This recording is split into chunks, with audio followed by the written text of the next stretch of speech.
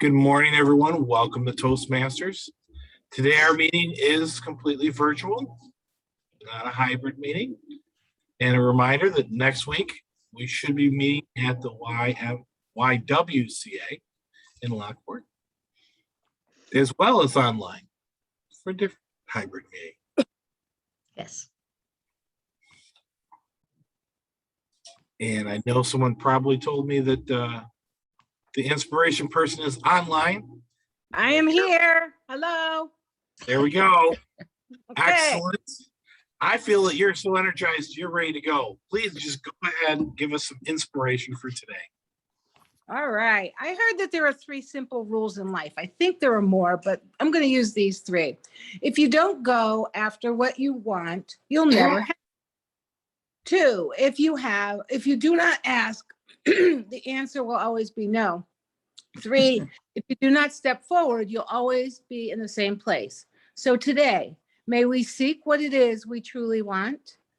May we say yes to life by asking for help and support and be open to listening to others. May we step out of our comfort zone into a new place of growth. Let's have a great meeting today. Thank you.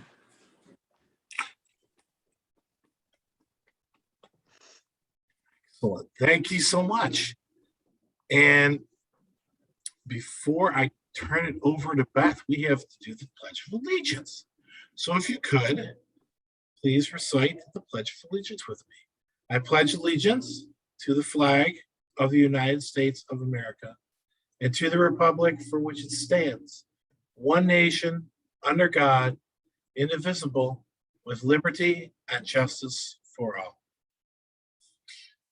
And with that, other than the fact that we're 100% virtual, hybrid meeting, new location next week, don't have any immediate announcements. I will have more at the end, business type things. With that, I'm not even gonna hold anything up. I'm gonna immediately jump over and hand it over to our Toastmaster of the day. Big round of applause for Beth Banks. Thank you, Thomas. So my title today, something I will never make or do for the holidays. Many of us make lists of the things we are going to do, we want to do for the holidays. But my question is, what about those things? No, never, ever, ever. Okay. Is there a family recipe that calls for something you've never even heard of? Do you all know Dream Whip? What about those things that call for size measurement? The size of a nut. What kind of nut? Nut with the shell, nut without the shell? How do you know? Pinch is easy. Like you can actually pinch something. But nut? Many of the recipes I make at Christmas, I got from my mother. I make her oatmeal carmelitas. I make her fudge. I make the fudgies. Some years I even make my dad's molasses cookies. Mom didn't ever make molasses cookies. That was Dad's job. He always made the big gingerbread. I mean, he made big gingerbread men. My mother always made toffee. I learned many years ago that really was not my forte. I tried. I really tried. I don't know if it was the candy thermometer I was using, the 4 children running around distracting me, or I just wasn't patient enough to get that toffee to set the way it was supposed to, but it really didn't come out very well at all. In my opinion, toffee is best left for the professionals. A few years ago at the Erie County Fairgrounds, I found a shop there. They sell toffee. I bought it. Worked for me. I don't need to make toffee again. Not my thing. I'm going to move on to introducing all of our job folders this morning.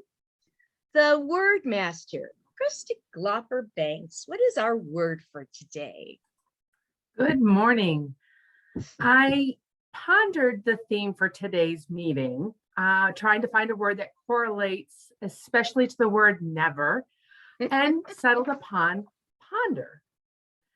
The word ponder is a verb, to think about something carefully, especially before making a decision or reaching a conclusion. Each year, I ponder whether or not I will try to make fruitcake for the holidays. I'll put all that in the chat, Madam Toastmaster. Thank you, Chris. And our master is Mike Florio. Mike, what is your job today? Good morning, Madam Toastmaster. I will be pondering the ahs and ums of the meeting today and then reporting back as to how well we did. Thank you very much. Thanks, Mike. Our grammarian for today is Jackie Kenny. Jackie, tell us about your job today. Thank you, Beth. Good morning, everyone. I will be listening carefully, trying to follow anything I hear that offends my ear and make note of it. And I'll also make note of the things that tickle my fancy and that I enjoy a little bit more, giving a report at the end. Thank you, Madam Toastmaster. Thank you, Jackie. Moving along. Let's see, our quote master for today is Steve Smith. Get one of those cats to help you there, Steve, and give us a quote, please. Oh, they are a big help. The one is like right in the middle of me here and I can't move. But I have my notes within arm's reach. The main reason Santa is so jolly is because he knows where all the bad girls live. George Carlin. I haven't taken my Christmas lights down because they look so nice on the pumpkins. And named Winston Spear. The Supreme Court has ruled they cannot have a nativity scene in Washington. Now, this has nothing to do with religion. They can't find 3 wise men and a virgin. Jay Leno. And finally, I have a quote from one of my favorite authors, unknown. I'm dreaming of a white Christmas, but if the white runs out, I'll drink the red. Very good. Thank you, Steve. And on to our jester, Tom Moran. Do you have a jest for us today? I do. I was kind of confused by the theme of the meeting this morning, so I didn't quite know what it was. So I just picked it was something that I had heard recently. It was a young child. He was kind of confused, and he was kind of like other children. He was pondering where he might have come from. So the child goes in and he asks his father, he says, where do people come from? And the father said, well, Adam and Eve made babies, then babies became adults and made babies, and so on and so on. And that's where you came from. That's where how you were born. That child was kind of, thinking, oh, okay, I got it, I got it. So he was still a little confused and still pondering somewhat. And he went to his mother and he asked her the same question. He said, well, how are people born? And his mother looked at him and she thought for a while and she said, well, originally we were monkeys. Then we evolved and we became like we are now. And the child looked even more confused. And he was kind of like angry, and he ran back to his father and he said, Dad, you lied to me. You lied to me. He says, Mom told me about how people were born and the monkeys and everything. And he says, no. He says, she was talking about her side of the family. Madam Toastmaster.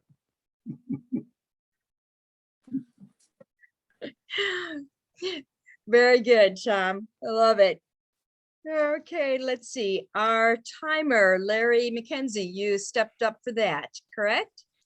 I did. Madam Toastmaster, thank you for the opportunity to assist with the meeting today. I will be pondering whether our speakers, evaluators, and table topics participants make time. My job today will be to be the clock master. There's a good word. And I will be pondering whether to give them the green, the yellow, and the red. The green will be for table topics at 1 minute and 30 seconds. And then at 1:45 for the yellow, and then at 2 minutes for the red. Speakers normally are 5 to 7, and they will receive the green light at 5, the yellow at 6, the 7-minute will be the red. And you know what that means? That means zip it, ponder whether to continue your speech at another time. And evaluators are between 2 to 3 minutes, and that will be the same. It'll be 2 minutes, 2:30, and then 3 minutes. Back to you, Madam Toastmaster. I will report when called upon. Thank you very much, Larry. And our tech and gesture master, that's a different from I had Kate down for 2 jobs. Not that she can't handle 2 jobs, but Chris, I have heard that you have stepped up and you agreed to be the tech and gesture master. Yes, Madam Toastmaster, I have been recruited at the last minute here, but glad to lend a hand. So this morning I will take on the role of tech and gesture master. I will keep track of and report on the use of technology, as well as gestures, body language, facial expressions throughout the meeting, and we'll report in at the end. Thank you, Madam Toastmaster. Thanks, Chris.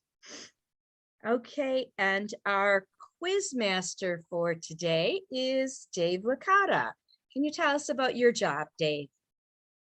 Good morning, Madam Toastmaster, fellow Toastmasters, and guests. It is my job to come up with questions so we can find out what we learned at today's meeting, but I have to ponder which questions are worthy of this august group, AM Lockport Toastmasters, because we are smarter and wittier than the average club.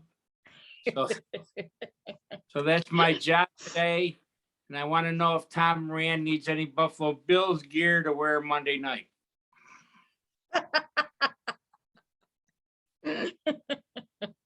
We'll send Good one, Dave. We'll send it overnight. Okay, so we will move along now to table topics. I did have to ponder quite a while on my topic today, so some of you did probably find it a little bit strange.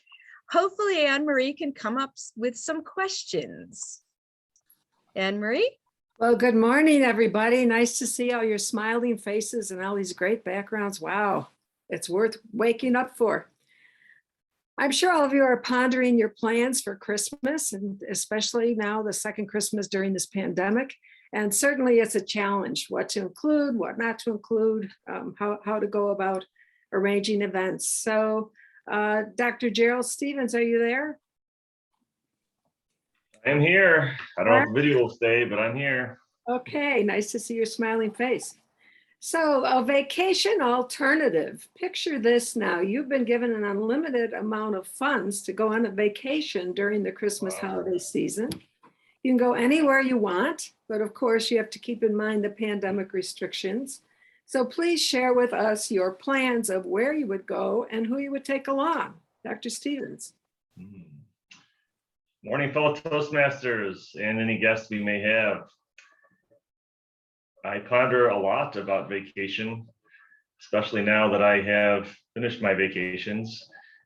I've been thinking about a lot of different locations to go with the pandemic, with the restrictions. Should I go here? Should I go there? Is there a new variant popping up? What are the restrictions?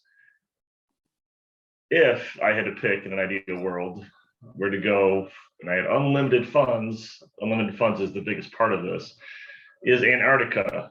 They have cruises to Antarctica. They are not cheap. I know there's pandemic, but they still have cruises. they just have it with a few restrictions right now.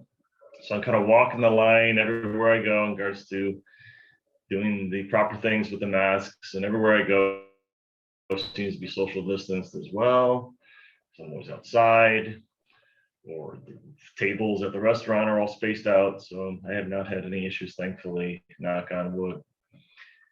It'd be nice to go down there and see the different wildlife, penguins, and who knows, maybe a leopard seal or some whales, all different shades of life that we've never seen anywhere else, really. And that'd be pretty cool to do that. So, and if I had to pick somewhere else more sunny, I have just booked for March, Puerto Rico. So I'm going to go to Puerto Rico, go down there, tour a rum distillery. That should be fun.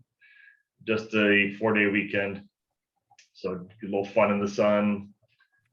That is the latest plan, but more to come for sure, fellow Toastmasters. And I will continue to ponder as I do every day. Now I'm table.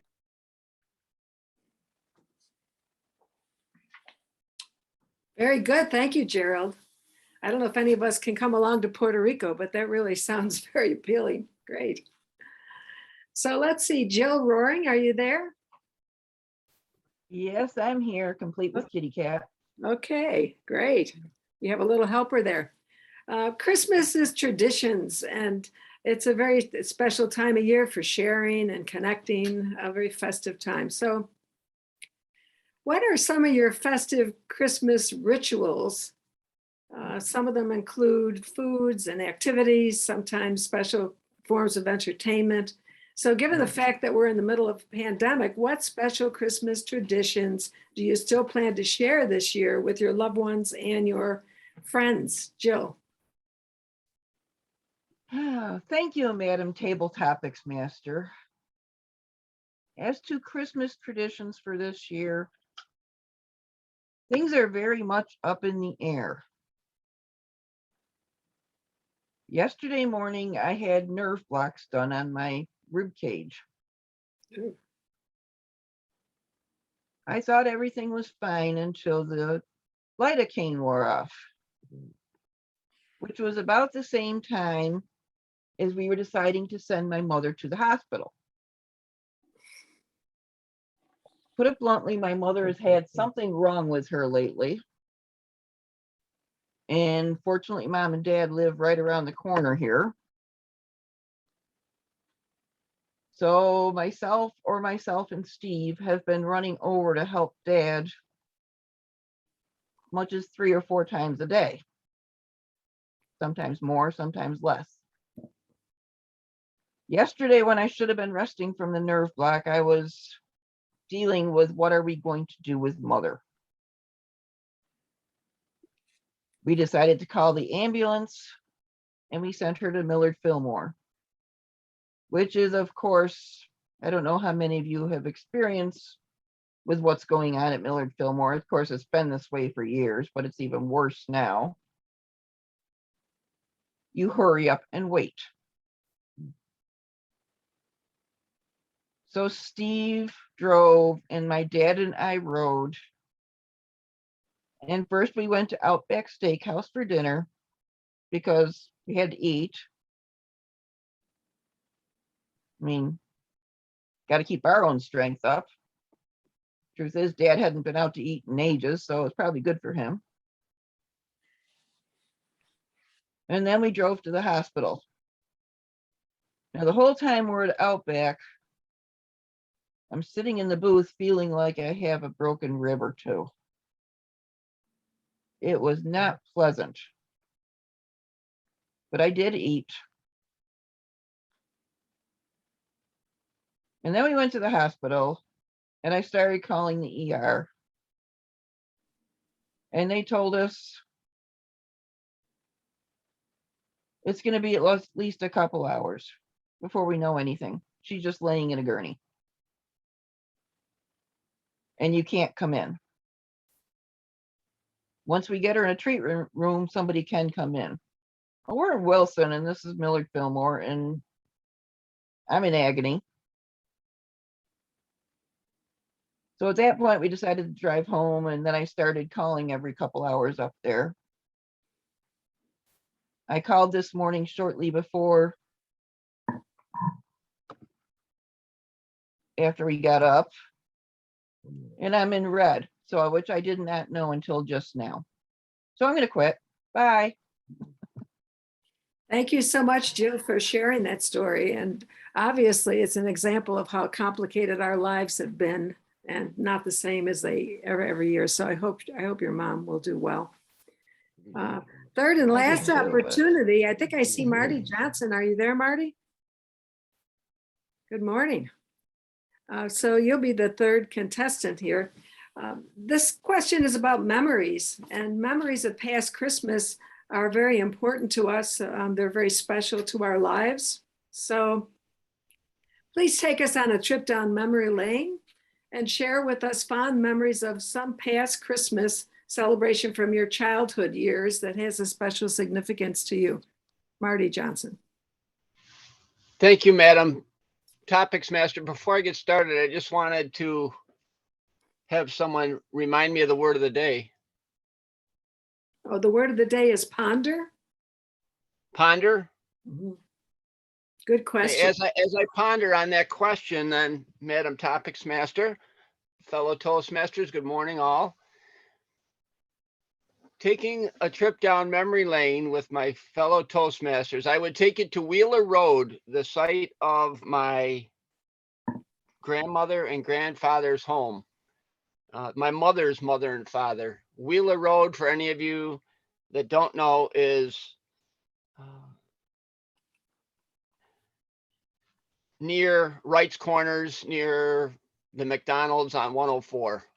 And as a child, every year, the family tradition was to go to my grandparents on Wheeler Road and cut a tree from their tree farm. When my mother was a child, they planted Christmas trees in the field behind my grandparents' home. And as a tradition, every year, my father would gather my 4 other siblings and myself, and we would have a big sled, and we'd haul it back with all the tool that we needed, the saw to cut the tree down.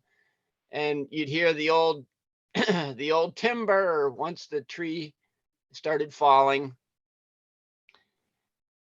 And then we would pull the tree back through with the field with a long rope in the sled, singing Christmas carols. And that's one of my best memories of Christmas and Christmas traditions growing up as a child, is going down to my grandparents on Wheeler Road, cutting a select tree down out of the tree farm and hauling it back, singing Christmas carols, and having a blast with my other siblings. Thank you, Madam Topics Master. Wow, what a beautiful memory. Thank you for sharing that. I just wanted to mention that I might have to leave the meeting early because I have a refrigerator repairman coming between 8 and 11. So hopefully he won't come during the meeting, but just to let you know in case I disappear. So everybody did a great job. Thank you. So could we have a vote? No, word man. I'm sorry. Go ahead. That's not my role.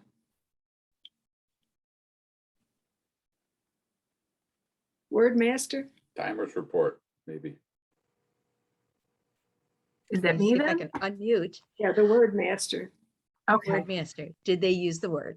Okay, sorry. So if this is for everybody so far, I'm sorry, I don't know. It's just the table topics. Did all 3 use? Or? Okay. Gerald used it twice. Jill did not, and Marty used it once. Okay, very good. And timer. Thank you, Madam Toastmaster. This morning, I pondered on trying to keep time efficiently. Dr. Gerald, amazing, exactly 2 minutes. Wow. Jill was a tad bit over at 3 minutes and 11 seconds. And Marty at 1:53. With those parameters, Gerald and Marty did qualify. And we will have a vote for that coming up momentarily as soon as I'm able to put that up. So I'll turn it back to you, Madam Toastmaster. I have to redo the poll and I will put it up momentarily. Okay, thank you, Larry. So yes, if you will vote, that would be great. And while you are voting, our first speaker for today is Len Thornton. Len is going to be evaluated by Sylvia. So Sylvia, can you tell us about Len's speech? Yes. Morning, everyone. This morning, I have the pleasure of evaluating Len Thornton. Len is working on the presentation mastery level 3, inspire your audience. The purpose of this project is to practice writing and delivering a speech that inspires others and us this morning. Len will need to present a speech that should be engaging and entertaining or moving. The speaker should also be aware of the responses of his audience to adjust if he needs to, maybe more interaction or not. Do you have his title? I do. Okay, it's a 5 to 7 minute speech. And his title is, Beth?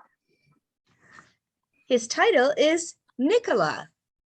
I'm not sure if I pronounced it the way you pronounce it, Len. There are several pronunciations, but Nicola time. Let us know about that. Thank you, Madam Toastmaster. I'm gonna try this standing up here. Let's see how that goes. Nicola, of course, when you hear that name, you think automatically of Tesla, the iconic electric vehicle manufacturer founded and headed by Elon Musk. Love or hate him, he did something absolutely incredible. He started a mass vehicle manufacturing company. First time in 80, 90 years, anybody's been able to do that without going bankrupt. And how did he do that? Well, in 2003, he partnered with a couple other people in California, and he had an idea to develop an all-electric vehicle. Now, they have existed before. In fact, General Motors had one, the EV1 in the early 90s, but they were only ever leased, and they never really supported them. They were only rolled out in a few cities, and then they ended up taking them all back and crushing them. And there's a lot of speculation that the oil industry was behind killing that electric vehicle concept, because the oil industry wants to keep pumping gas and support internal combustion engines. Well, Elon Musk believes in sustainable energy, and he believed the time was right for electric vehicles. And his goal in building this company was to start out with a higher end car, which was the Roadster, and that sold for about $120,000, $130,000. But it was very high tech, very powerful, very fast, and it changed everyone's conception of what an electric vehicle was. Now, the biggest problem people have with electric vehicles is range anxiety. Fortunately, we live in the age of lithium-ion batteries, and they have an order of magnitude more power than the conventional batteries that we grew up with, the lead acid batteries or the carbon-based batteries. So it became feasible for the first time about 20 years ago to actually power electric vehicles appropriately with batteries. After the Roadster enjoyed great success, in 2002, they came out with a sedan, a luxury sedan. Now, this was also pretty expensive, upwards of $80,000, but it sold to a very willing audience. And again, the performance was incredible. It was Motor Trend's Car of the Year, and they ramped up production. His goal, by the way, was always to work toward having an affordable vehicle for the masses, something under $25,000, all electric, where everybody could be using renewable energy to power their vehicles instead of fossil fuels. The Model X came next in 2015. This was an SUV with falcon wing doors. It lifted up on the side like this. He had a lot of trouble with those hinges and the mechanics of that. I think he regrets doing that so early on in the manufacturing process. In 2017, he came out with a $35,000 vehicle, the Model 3. This got over 300 miles of range. It was very affordable, very close, if not equal to comparable internal combustion engine vehicles. And they sold a ton of those. In 2019, the Model Y came out, and this was termed a CUV, a crossover utility vehicle. And that started selling like hotcakes. Now, the Model S had a refresh last year, the sedan, and they updated some of the styling on that, and of course, the performance. In fact, they sell one version, they call it Plaid, which does 0 to 60 in 2 seconds, which holds the record as being the fastest ever production car ever produced. It beats $1 million supercars from Europe. It's just amazing what he's been able to do with the performance. He is arguably, in battery technology and the software, 10 years ahead of everybody else. He is the world's largest producer of electric vehicles. Now, what is Tesla company? Well, they bought a former GM/Toyota collaboration plant called NUMMI out in Palo Alto, California. And that's where they've been producing most of their cars for domestic consumption. They also built in under a year a plant in Shanghai, China, and that is supplying Asia and China with a lot of cars, mostly Model 3s and Model Ys.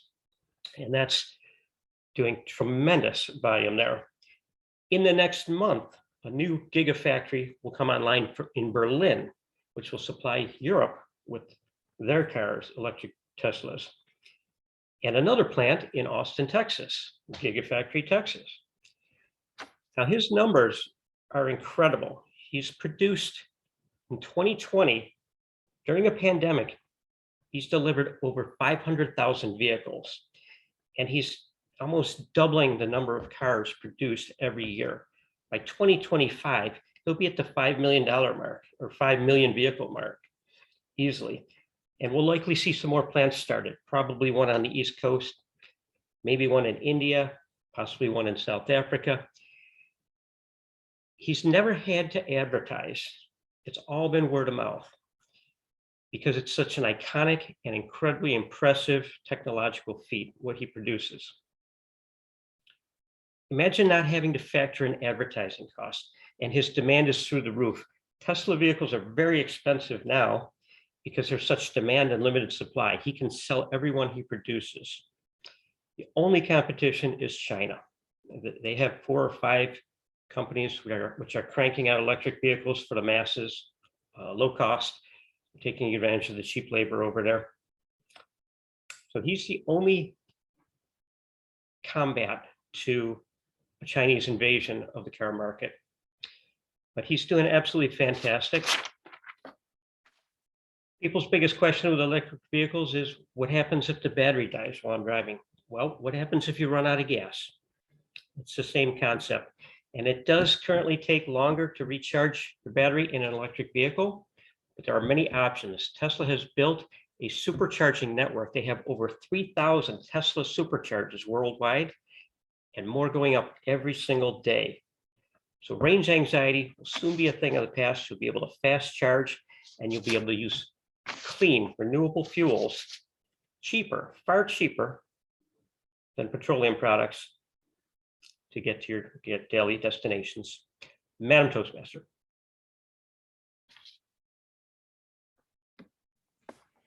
Thank you, Len.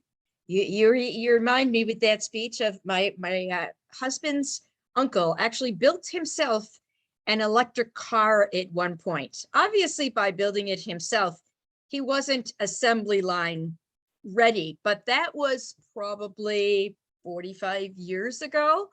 So he was ahead of his time, definitely.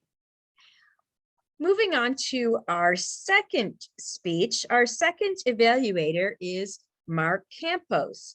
Mark, would you like to introduce David Jones?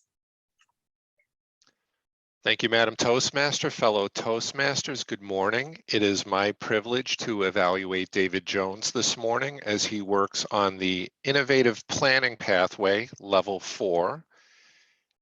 The speech or the project is to manage projects successfully, and this is his second speech in that project. The purpose of the project is for the member to practice developing a plan, building a team, and fulfilling the plan with the help of his or her team. The purpose of the second speech is for the member to share some aspect of his experience managing a project. Mr. Timer, the time is 5 to 7 minutes. Back to you, Madam Toastmaster. Thank you, Mark. And David Jones's title is Rotary Club. David Jones. Thank you, Madam Toastmaster. Good morning, fellow Toastmasters. As many of you know, Toastmasters and the Rotary Club have formed an alliance that was developed a couple of years ago, unfortunately at the time of the pandemic. It didn't get very much traction and most people didn't even know about it. Well, recently here in Charlotte, at my club of Queen City, we were contacted by a Rotary Club who wanted some information about that alliance and also wanted to see if we could do a presentation. I said yes. And as a club president, I like to give the opportunities to other members of the club. I reached out to the Vice President of Education and our treasurer, both very good speakers, and asked if they'd like to do the presentation. And they said yes. Now the VPE is a more experienced public speaker and he took the lead.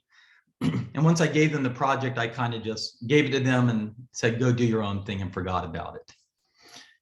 Evidently, they did a really good job. It was a Zoom presentation. It was several months ago, so the pandemic was still kind of out there. And they were able to do the slide presentation from Toastmaster International, show the video from the president of Toastmaster and the Rotary Club, and also entertain and do table topics. And I believe they did such a good job that the Rotary Club gave them a little medallion or coin of appreciation. I was very happy that they represented Toastmasters and Queen City in a positive manner. Rotary Club number 2 reached out to us and they also wanted a presentation. And this time the treasurer wasn't available. So the VP asked if I would do it. And I said, yes, I wanted to see what the processes were. And he already had a template and he knew how to present to Rotary. So I let him take the lead and we went. This time it was in person and one of the Rotary governors happened to be there. We didn't really talk about our game plan. I assumed he was going to run the meeting and I was just there as filler, as entertainment. Long story short, it was a hot mess. It did not go well. We gave a 20-minute presentation and I could give you 20 minutes of what we did wrong. And after the meeting, the VP and I talked and we pondered what just happened. And he was really beating himself up because we didn't practice or do any of the things we're supposed to do as Toastmasters. And he was just beside himself. I, on the other hand, was kind of excited. You know, I felt like I am now an expert on how not to give a presentation to the Rotary Club. I feel like I'm probably better at it than anybody else. And then Rotary Club number 3 reaches out to us. They wanted a presentation as well. And I said, yes. I reached out to my VPE and said, hey, we can do another one. And he said, no. He was shell-shocked. He had no interest in doing another presentation to Rotary. I reached out to another president I know of another club, Jamil, and Jamil said yes. And that's when I put on my project manager hat. And with my team of 1, we started doing what Toastmasters are supposed to do. We started doing research. We started planning and preparing. We did rough drafts and we looked at the Toastmaster International slideshow and we didn't really like the flow of it, so we made our own, but we had still incorporated the Toastmaster video. And we just practiced over and over and we had it down perfect. We were ready to do a great presentation for this Rotary Club in person. part of our preparing and planning was to get there early, like Toastmasters do, and check out the venue and make sure the equipment worked and everything. And I did just that. And when I got there, I knew there was going to be some obstacles because the president of this particular Rotary Club, I believe his name was Tony Pepperoni. And a lot of you might know him. He's a New Yorker. I believe he's from Brooklyn. And he moved to North Carolina to start his own pizza parlor. And now he's a Rotary president.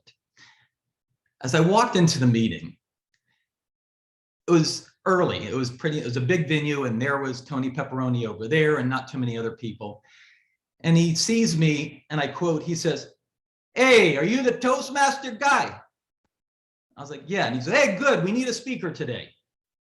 I was like, I'm the speaker. We booked it a year ago, but that's okay. He goes, "Hey, are you got a presentation, a slideshow, a video, anything like that?" And I was like, "Yeah, I emailed it to you a couple days ago." He goes, "I mean, I don't check my emails. I don't have that information." I was like, "Okay, we always have plan B." Then he says, "Do you have an introduction? How do you want me to introduce you and the other guy?" And I said, I emailed you that information yesterday." And he's like, "Oh, I don't have that." I was like, "All right, well, I brought my own computer. I can set up your audio visual and we can do the presentation through that." He goes, "Yeah, you're welcome. We never used it. I don't know how to use it. So if you can figure it out, you can, do the show." So I figured it out. But unfortunately, there was no audio. There was only visual. Therefore, we couldn't use the video from the two presidents of the clubs. I then did the presentation with Jamil, and it turned out to be a big success, fortunately, despite the little hiccups in the beginning. I introduced the alliance and explained all the benefits to the members. And then Jamil, who is an accomplished speaker, he came in and he entertained the guests. And then we also did table topics, and it went really well. And I was really happy with the outcome of that particular Rotary presentation. And I look forward to the next one. The takeaway from this project and that presentation is whether we have a team of 1 or a team of 20, as Toastmasters, we need to go back to the basics. We need to do our research. We need to plan, to prepare, and practice. Because when we don't do those things, our speeches and meetings turn into a real hot mess. Back to you, Madam Toastmaster.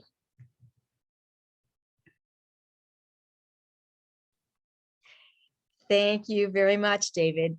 Excellent. And on to our third speech. The evaluator is Kate. So Kate, would you like to introduce Mike Licata? Absolutely. Good morning, fellow Toastmasters. Michael will be speaking out of the Dynamic Leadership Path. He's on level 2, and this project is Introduction to Toastmasters Mentoring. The two purposes are to clearly define how Toastmasters envisions mentoring and to share some aspect of a previous experience as a protege. Mr. Timer, the length is 5 to 7 minutes. Thank you.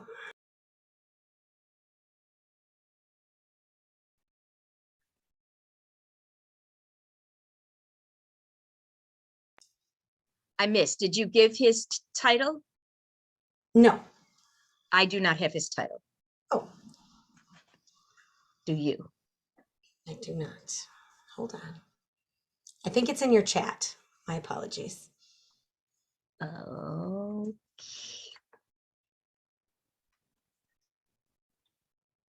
All right. I don't see it.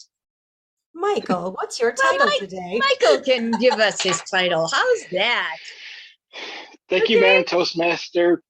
Good morning, fellow Toastmasters and our guests this morning. My title will simply just be Growing in Toastmasters and understanding how the protege mentorship works and within Toastmasters. And I want to say that as a club and as a member that's been around for a little bit longer than normal, longer than most Toastmasters in the club, I've been very fortunate because AM Lockport Toastmasters is probably one of the best places to join Toastmasters because there are so many nurturing people, and I've learned so much so quickly and over a longer period of time of how to be a better public speaker. Now, I came to Toastmasters as kind of growing up in it. I went as a kid, and I remember going to that L-shaped room at Friendly's and seeing the meetings and learning a lot from a lot of different people, and just seeing the tremendous influence everyone has as a protege. Now, going to Toastmasters as a younger child, I never really had a true fear of public speaking. I think that most people in our Toastmasters are scared to death of the experience. Excuse me, I never had that problem. It comes being raised by such a veteran Toastmaster and always hearing about it and how good AM Lockport was as a club. Now, I'm not going to say I had no fear of public speaking. There's always a certain level of fear when it comes to talking in front of large groups, whether it's in class, whether it's at work, whether it's with colleagues after work. But I also understand the importance of public speaking, why this generation and my generation have lost the art of public speaking. And I understand why there are some service clubs like Rotary and the Lions Club that reach out to Toastmasters, because those service clubs understand how important it is to put together a good presentation and a good speech going forward. Now, when I had a chance to be an officer early on with AM Lockport, and I was the VP of Public Relations, I was able to put all of our club achievements on in our local newspaper here in Lockport. I was able to help build out the awareness of the club, and I think it did help a little bit help grow the club. It helped get people in the door so they would sign up and join, and we all continue to learn from each other. I think that's the best part about having a community club and not just a corporate club or a company club. When you have many different influences, when you have a large number of people that have had many different experiences, and we all learn from these experiences, we all grow as better people, as better public speakers.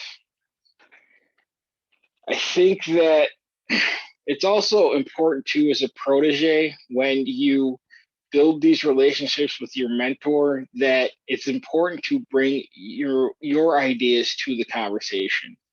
I think that we all take a lot of different ideas from people, and we are all very, very receptive to other people's ideas when it comes to how to improve the club and how to become better speakers. So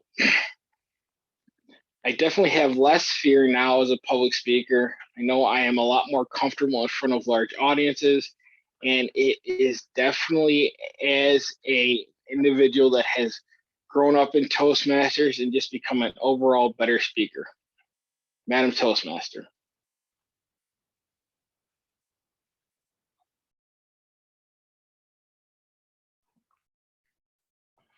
Thank you very much, Mike. Now, before we go on to go over our evaluations, I'll talk a little bit more. Timer report. Whoop, timer report. Oh, yes, sorry. Timer report. Larry? Thank you, Madam Toastmaster. This morning, I had the opportunity to listen to 3 wonderful speeches and time them. Len Thornton, 7 minutes and 24 seconds with the buffer, did qualify. David Jones, 6 minutes and 30 seconds, qualified also. Michael Licata, 4 minutes and 21 seconds. You needed 9 more seconds to qualify. Michael did not qualify. His speech was a little bit short today. Back to you, Madam Toastmaster. So we will put the poll up for voting, and David Jones and Len would be qualifying for that. Okay, were they supposed to use the word also? to qualify, or that's just table topics?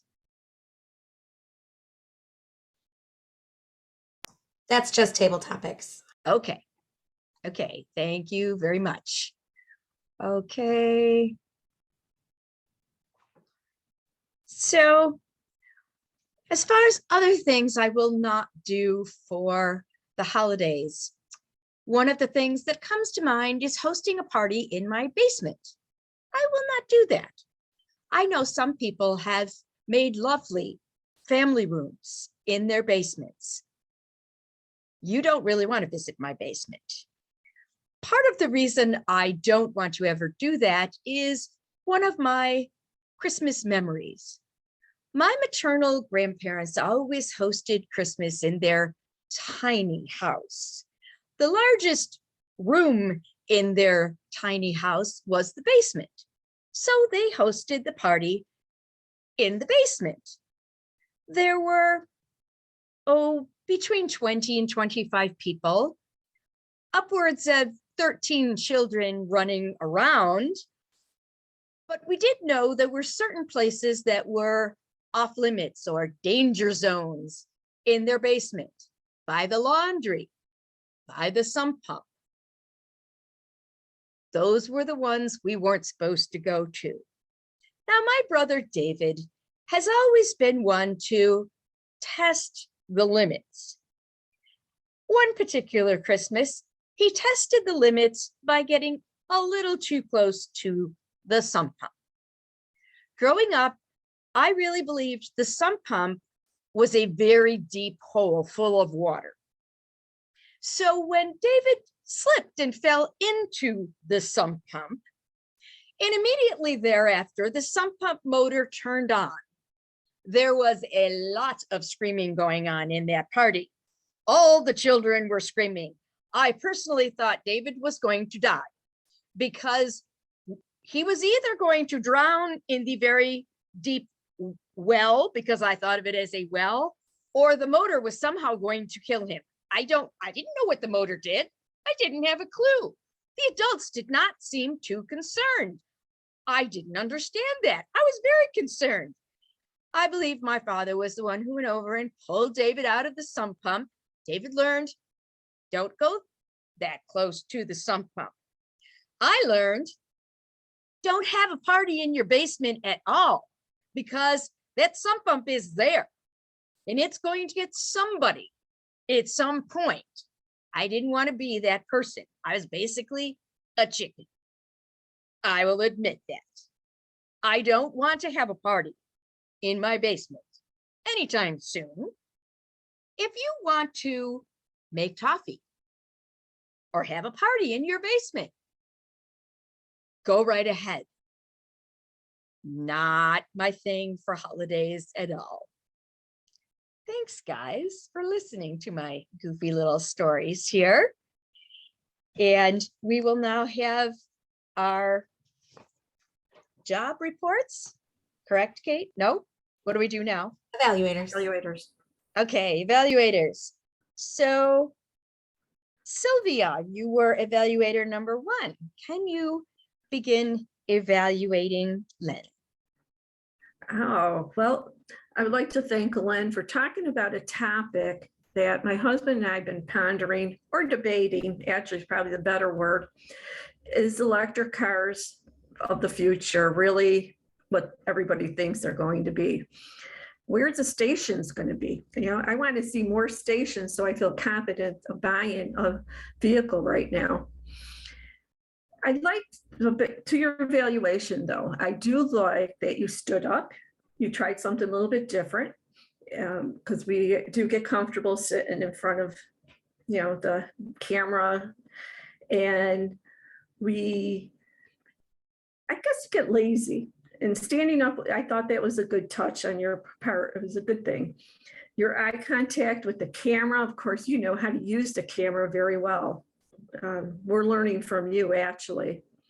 And I could see the excitement on your face when you were describing some of the vehicles, the fastness, the dollar amounts, and you paused at the right time for those to kind of draw us in. But maybe you would like to do maybe a presentation with that video, something, and the chart, something like in a chart, because you threw out a lot of numbers. And I wasn't grasping the numbers of seeing how many cars and things were increased each year. So maybe a chart or some sort would have been done with this presentation, and that would have might have engaged us a little bit more. Let's see, what else did I think you could have changed? Yeah, like I said, the numbers were there, but it was kind of like going right over me a little bit. The notes, I seen that you had them downwards. I know you're on vacation. I know you probably would have had them more eye level so that you could see the camera, see your notes, and so we weren't seeing the top of your head.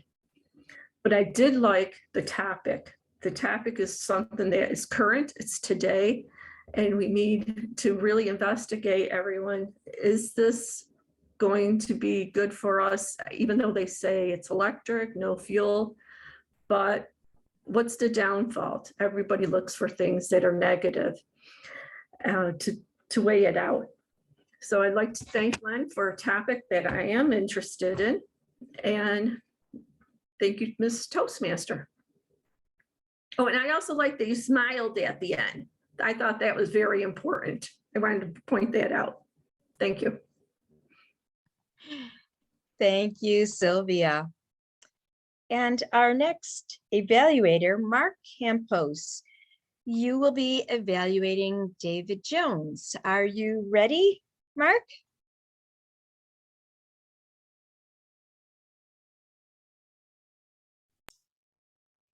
Mark? Did Mark leave? Wow, I usually cringe when people don't unmute, and I finally messed up, so I apologize. Thank you, Madam Toastmaster, fellow Toastmasters. Good morning, and especially David. David, I really enjoyed your speech this morning and hearing about your experience working on this project. You are clearly a very talented speaker, and you bring to the table a number of very strong speaking skills, and let's get into those right away. One thing, when we move to the Zoom world, if you will, that I know I've talked about in evaluations is camera perspective. And I thought in your case today, that was outstanding. It was eye level with you. You weren't looking down at your laptop or anything like that. And I thought that the space that you occupied on camera was outstanding. It limited any background distractions.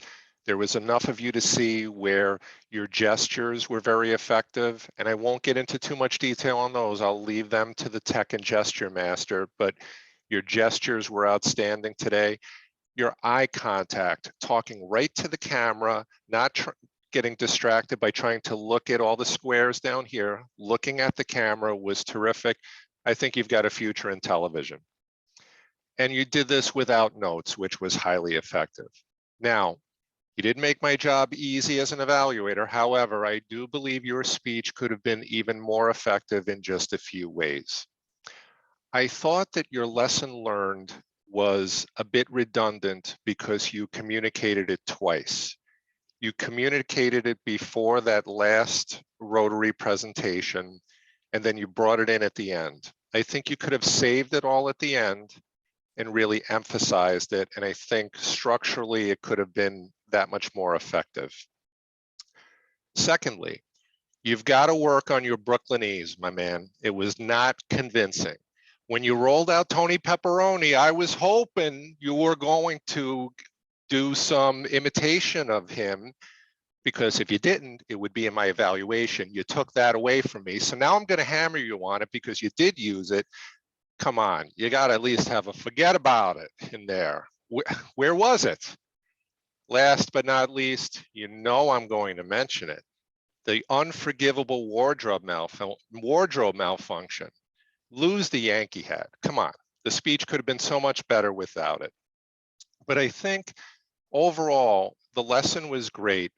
There's a risk of mailing it in whenever we've done something before. And I think Toastmasters in particular are at risk of this because we practice doing things off the cuff so much that I think we could get lulled into a false sense of security.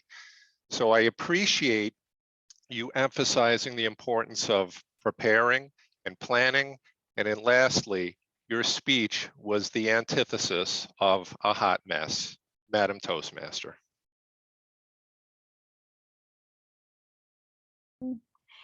Thank you, Mark. I appreciate the fact that you weren't gone. That was very good. And last but not least, our third evaluator for today is Kate Orr. Kate, I am sure you are prepared. Go for it. I will try. Thank you, Mom. Can everyone hear me okay?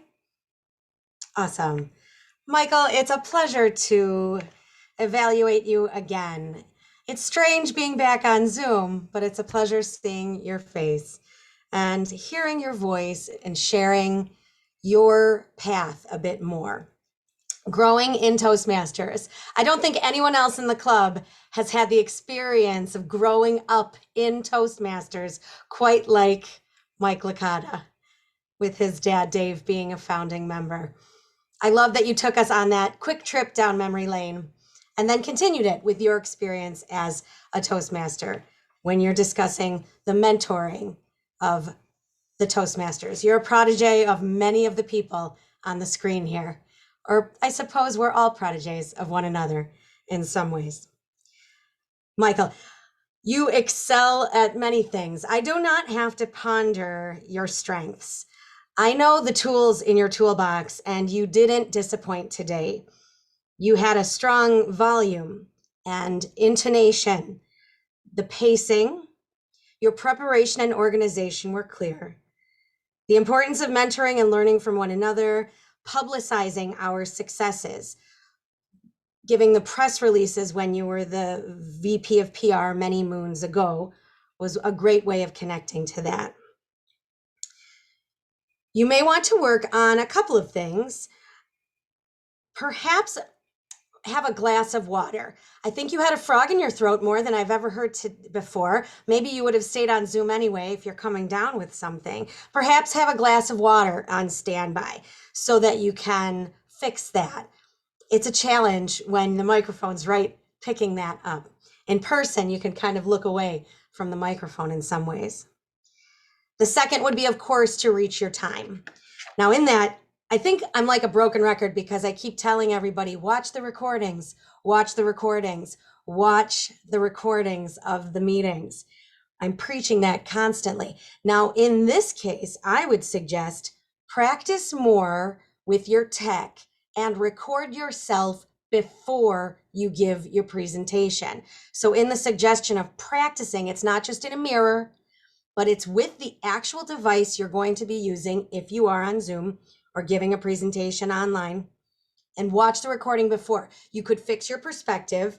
Your device was a bit low, so there was kind of an angle that it would have been a bit better straight in front of you. And you would have more impact because even though you were very prepared, a little more practice would have just given that much more impact because it would have been an even clearer message. And you could have improved your intonation even more. You could have improved those emotional connections you gave us all. I encourage you to do that for next time. Thank you very much, Madam Toastmaster. Thank you, Kate. As you ponder the speeches and the evaluations, I would like to raise a toast, not to those things you'll never do for the holidays, but to take the time and ponder what you would really like to do for the holidays. Here. Ew, that coffee's cold now. Okay, and now to our Timers job report. holders, correct? Our timer again. Yep. Timer, for the evaluators, yes, timer. Hi, Larry. Hi, Madam Toastmaster. This morning, I had the opportunity to time table topics, our speakers, and then when it came around to the evaluators, I forgot almost that I was the timer. I was so enthralled with the meeting and everything that was happening, but I did do my job. Sylvia, 2 minutes and 26 seconds. Now, when Mark started his evaluation of David, I kind of lost track of what was happening. And being a seasoned Toastmaster like Mark is, my mistakes and pondering of whether I had the time correct with what light was on didn't affect him at all, because actually I gave him the red light about 30 seconds before I was supposed to. And I think it was because I knew he was going to mention the Yankee hat. But he did come in on time at 3 minutes and 17 seconds. And Kate also made time at 3 minutes and 13 seconds. I will put the poll up now, Madam Toastmaster, back to you. I thought you were a little quick on that trigger finger. I lost track. It does seem to be something that we do, but it's a good thing that our Toastmasters just keep us so involved in their speeches or evaluations that we lose track of what we're actually doing for our job. I don't think that's a bad thing. So thank you. If you would all please vote, I would appreciate it. And let's see, moving along. Chris DeGlopper Banks, how did our word ponder do for today? Okay, now my question is this for the whole meeting or is it just for that? Okay. Let's have Wordmaster be last to give folks one more chance. Thank you. Okay, we can do that. That's fine. So we'll move along. Mike Florio, are you prepared to tell us what you came up with Master today?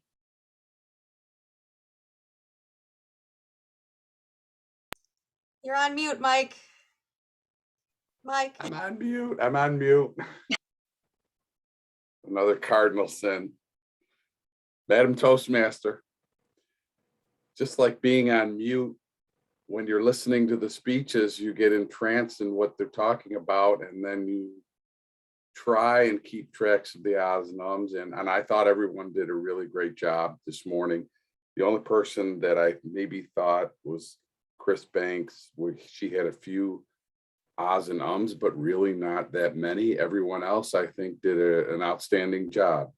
Thank you. Okay, thanks, Mike. And our grammarian, Jackie Kenny, how did we do with our grammar? Well, like a few other people in the group, I tend to get involved in what's going on and forget to make notes, but I did make a few. I liked Jill's hurry up and wait. It's a tried and true old phrase. Len used combat to the Chinese invasion, which was wonderful. Sylvia said, we get lazy, and we do. She also said, woulda, sadly. Mark used antithesis, which I can hardly say. David Jones, you said, had it down perfect. You forgot Lee. It should have been perfectly. But your enunciation is always very precise, and that always makes me happy. Kate, I love proteges of one another, and Mike's growing up in Toastmasters. We can all see that image for him. Mike started too many sentences with now. I have hash marks to prove it. But on the whole, I heard a lot of good language and descriptive phrases today. So nice job, everyone. Thank you, Madam Toastmaster. Thank you very much, Jackie. And let's see, our next job holder would be our tech and gesture master, Chris. Are you ready to give a report on our tech abilities today? Yes, I am. Or lack thereof.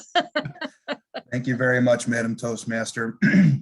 Actually, when Kate gave me the the job here. I had assumed being an all remote meeting, I would be far busier than I was. Tech was not an issue generally. We had Mike Florio and Mark fail to come off mute, which is everybody's favorite not to do in a all virtual meeting. I did notice Dr. Gerald Stevens' video seemed to lag a little bit. I'm not sure if that was on my end, but everybody else had a very crisp, timely feed with their video. I enjoyed the backgrounds, the festive backgrounds that Kate and Larry brought to the table today, getting us all in the holiday spirit. Moving on to gestures, all of our speakers did a great job today. I really appreciated Len standing and giving us the speech.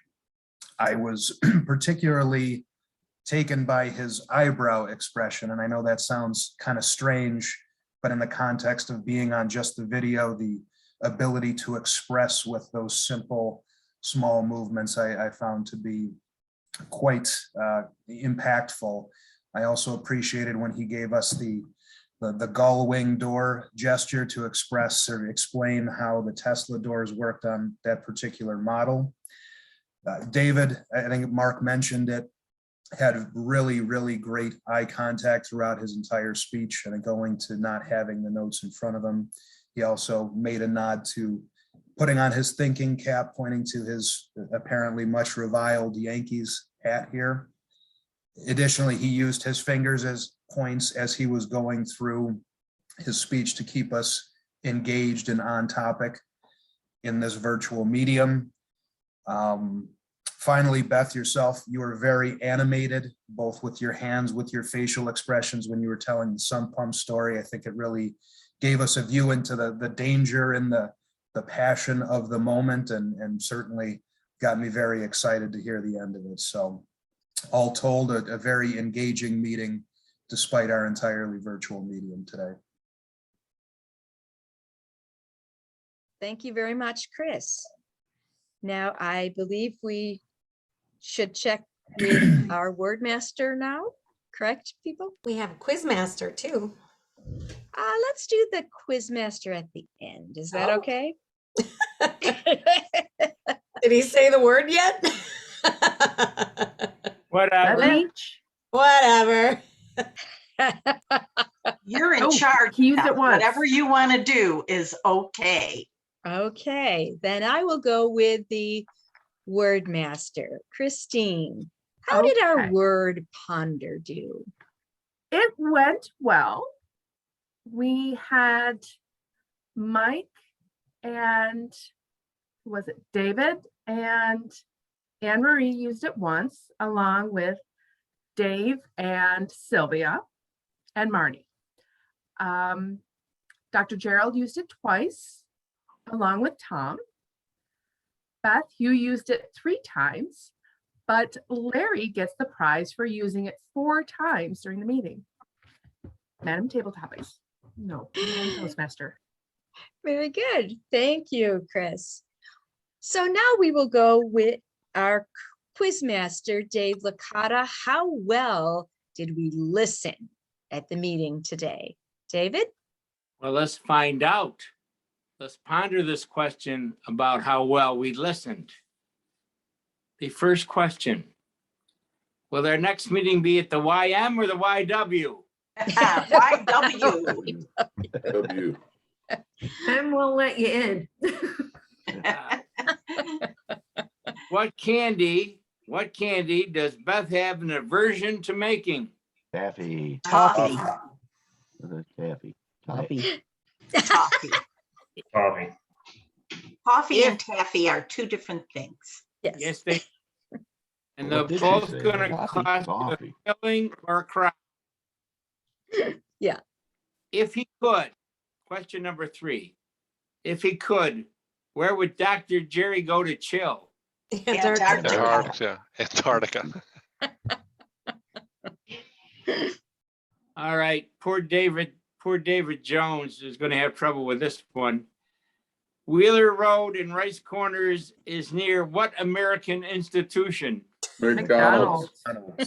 Very good. Wright's Corner Self-Storage. Yeah, that too. Oh, I forgot the plug. I forgot the plug. A shameless Tony plug. Pepperoni, number 5. Tony Pepperoni lives in North Carolina, but where's he from? Brooklyn. Brooklyn. Bada bing. Bada boom. And in showbiz, we call this a throwaway, an easy one. Who brought Mike to his first Toastmasters meeting? His father. Possibly David Licata. All right. Everyone's going to have to put on their thinking caps real hard for this one, because I'm going to be scolded later by my family and perhaps my fellow club members. This is a bit extreme. Folks of Italian extraction refer to the party space in their basements as what? Oh my gosh. I should The know recreation room? I No, don't- it was the same name as a chain of restaurants. Olive Garden? No. Real Italians don't go to Olive Gardens. Well, yeah, Real I know, Italian- but Real Italian fix up their basement just enough to host parties, and it gets referred to as Buga de Peppo, which means Joe's Buga de basement. Yeah.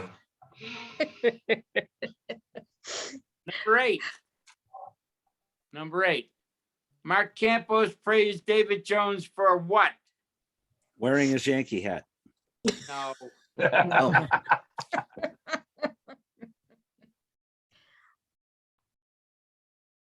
Several things. Yes, Can you be more several things. specific? All right, his His camera positioning. level and contact. Okay.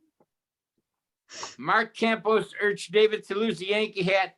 What hat would Mark prefer? Mets. Very good. And Mets. now the final question. If someone steals your Tesla, what does it become? A used battery. If someone steals your Tesla, it becomes an Edison. Oh. Wait a minute. Ponder that. And that's the end of the quiz. Thank you very much, That's a David. from Tesla. Now, for the end of our meeting is probably the most important person of the meeting, because this is our general evaluator. She is going to be evaluating me and the other evaluators. So Tracy Farrell, I did not forget you. Don't worry. You are up. Thank you, Madam Toastmaster.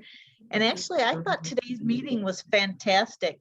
Beth, you're great. You kept the meeting very light. Your smile goes a long way. It keeps everybody light and jovial. And we really did.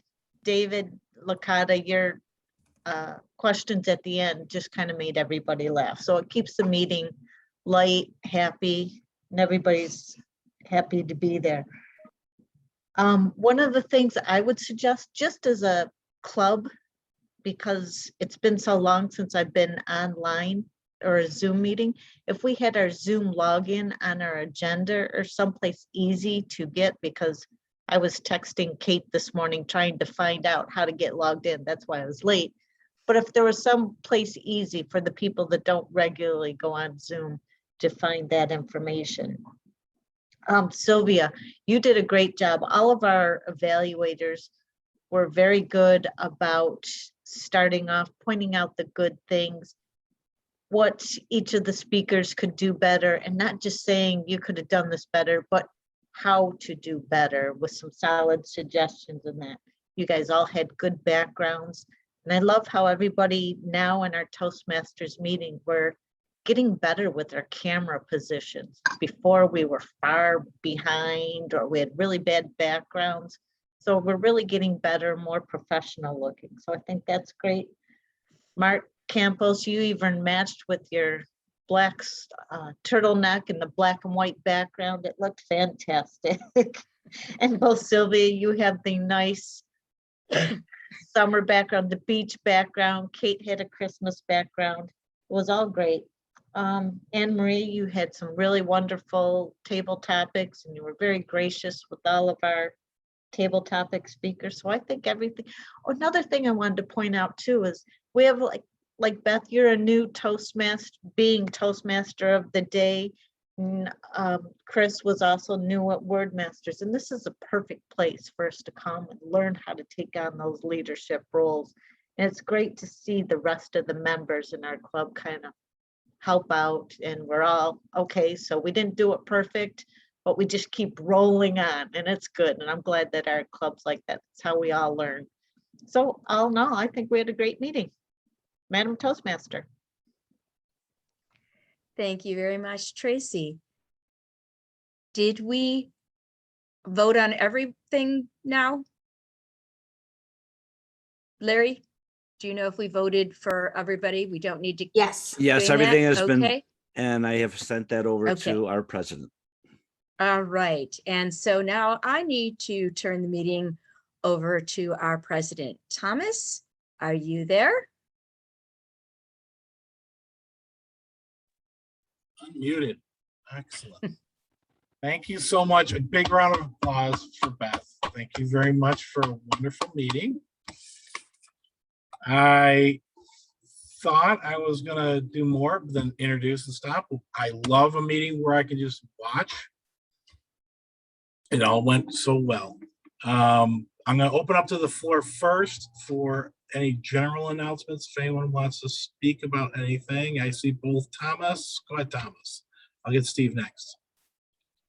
I just have a question for Larry Mckenzie. I don't know what happened here, but I'm looking, Larry, I might want to alert you. I'm looking at Thomas Helwig, and it appears that he's now sitting in your living room for some reason. I'm checking the background out there with the tree and your presence. You might want to look into that. Thanks, Tom. Actually, I moved my tree to the other side of the room so that it Oh, I wouldn't. see that. Yeah. See, I'm. Okay, go ahead, Jim. Oh, I'm that's sorry. my only Steve. observation. Oh, yeah, right. you threw me. No, that's fine. The Star Show that we had scheduled for last Saturday night down at the Margin Manor had to be canceled due to clouds. And in fact, we couldn't see anything. That has been rescheduled for this Saturday, the 4th, at 6:30 at the Margin Manor. If it's not cloudy. If it's not cloudy again, yeah. And with a little luck, I might be able to pull a comet out for you to look at. So I'm encouraging everybody to come out and check this out. One for me too. I am the Toastmaster for the Christmas meeting, but it's going to be called the holiday meeting. So I'm changing things a little bit. And we're actually going to have roles like we always do. So if people want to tell some Christmas holiday stories, and I believe Kate is going to have sign up.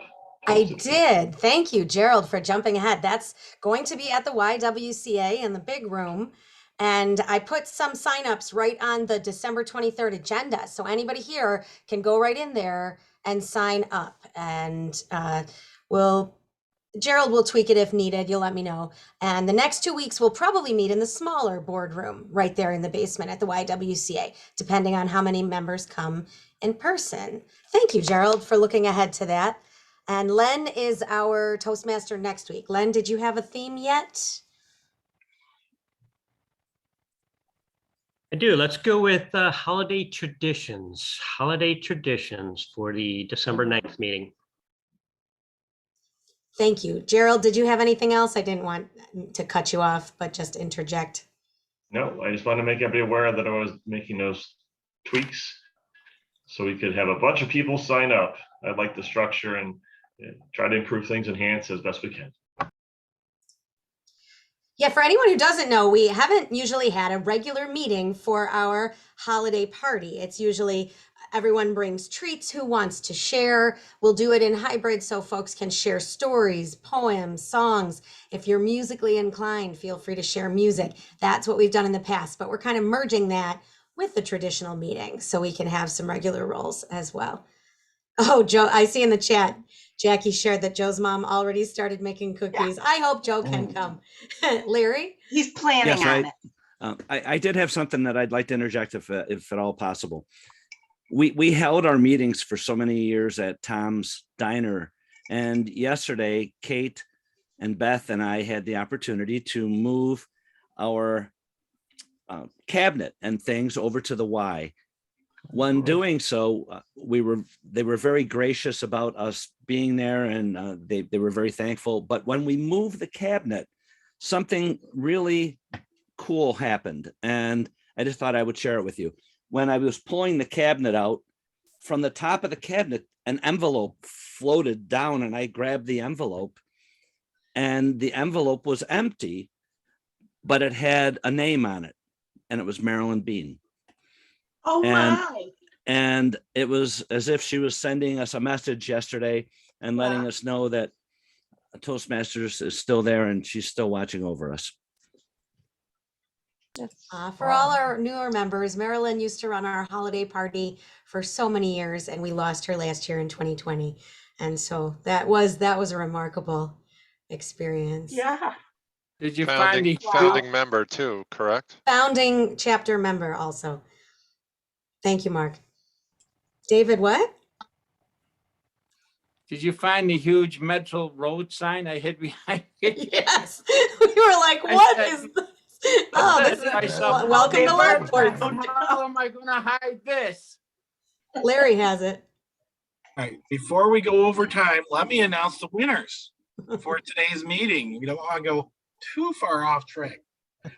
For table topics, our winner was Marty Johnson. Unfortunately, he's no longer here. Our evaluator for today was Mark Campos. Congratulations, Mark.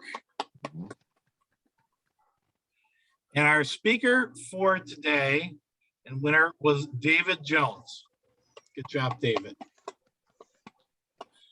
As corrected by the Quizmaster, it's the YWCA for next week.